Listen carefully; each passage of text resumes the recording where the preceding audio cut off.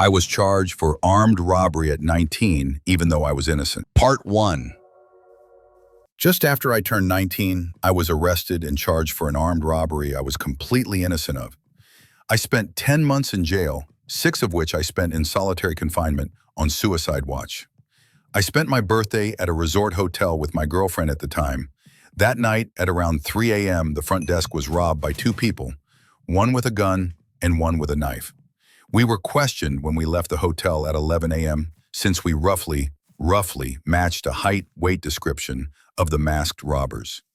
Later that day, it was discovered that my girlfriend had used a bad credit card to pay for the room, unbeknownst to me, and we were both publicly arrested on a sidewalk and taken to the state police barracks in handcuffs, without a word on what we were being charged with.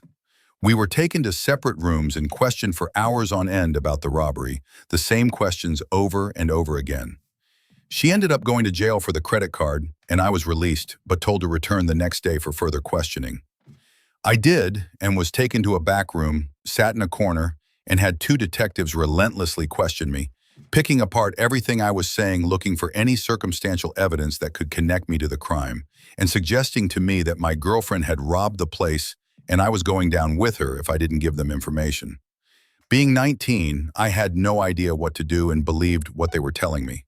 I didn't question the falsified information they presented to me, and I was brought several times to the brink of giving a confession after being threatened with 10 years upstate if I didn't cooperate.